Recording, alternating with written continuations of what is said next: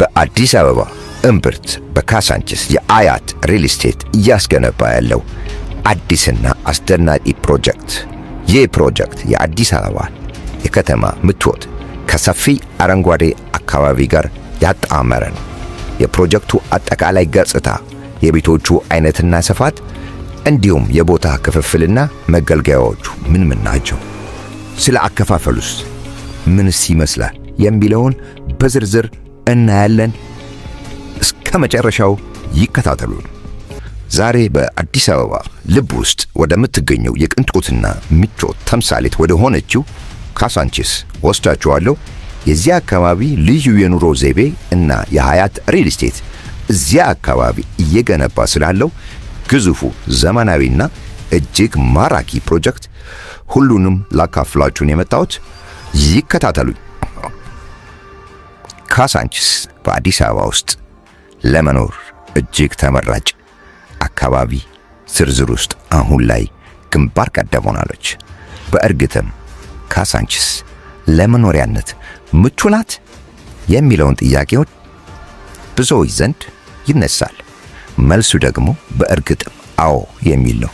ይህም የሆነበት ዋና ምክንያት በአካባቢው ላይ እየተገነቡ ያሉ ግዙፍ መሰረተ ልማቶች እና ካሳንቺስ ራሷ የምትሰጠው በርካታ ዘመናዊና የተሟላ መገልገያዎች አሏት። እነዚህም መገልገያዎች ወይም በአካባቢው ስላሉት ነገሮች ምንድን ናቸው፣ በዙሪያውስ ምን አለ ብለን ስንጠይቅ፣ አንደኛ የእምነት ተቋማት መገኛ በአካባቢዋ አለ። ይህም የጊቢ ገብርኤል፣ እስጢፋኖስ ቅድስት ሥላሴ ካቴድራል ቤተክርስቲያን እንዲሁም የኪዳነ ምሕረት ካቶሊክ ቤተክርስቲያን፣ ካሳንቺስ ራኤል መካነ ኢየሱስ ቸርች፣ ባይብል አርሚ ኢንተርናሽናል ቸርች የመሳሰሉ ትልልቅ የክርስትና ቤተ እምነቶች ሲገኙ፣ በተጨማሪም አሊፍ ቶፊክና አልቶዋብ መስጊዶች ለእስልምና ተከታዮች ቅርብ ናቸው።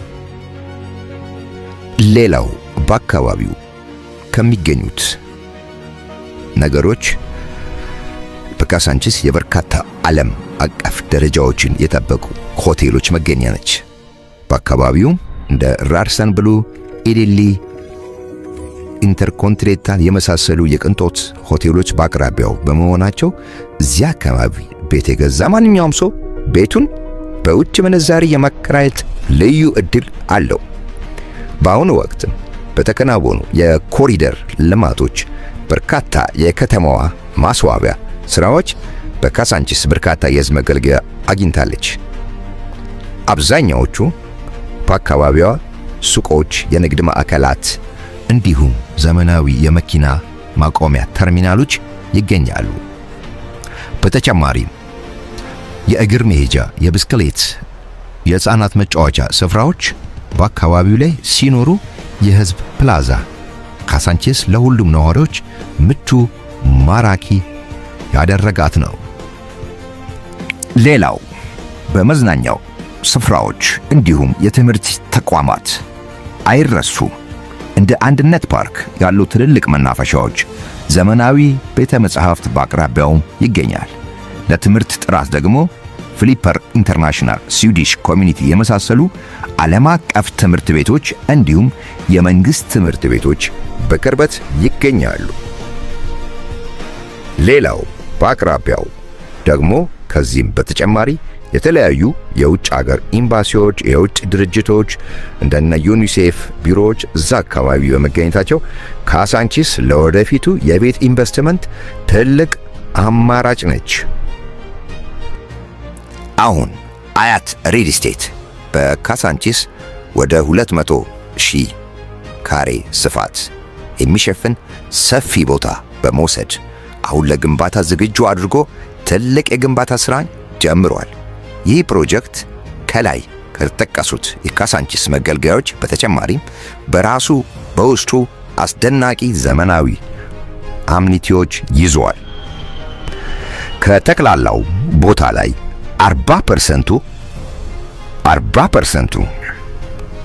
የሚሆነው የቤት ግንባታ ሲሆን 30% ግሪን ኤሪያ እንዲሁም ደግሞ 30% ደግሞ የአረንጓዴ ልማትን ነው የያዘው። ከዚህም በላይ እያንዳንዱ ነዋሪ የራሱ የሆነ ሚኒ ኮምፓውንድ ወይም የጋራ መገልገያ ቦታ ይኖረዋል። በዚህ ቦታ ውስጥ የመዋኛ ገንዳ፣ የቴኒስ፣ የእግር ኳስ መጫወቻ ስፍራዎችና የእግር ጉዞ መንገዶች አሉት። ይህ ሁሉ ምቾት በአንድ ቦታ ላይ ነው። አሁን ደግሞ የአያት ሪል ስቴት የካሳንቺስ ሳይት ላይ የምናገኘው የቤት አማራጮችና ዋጋቸውን ልውሰዳችሁ።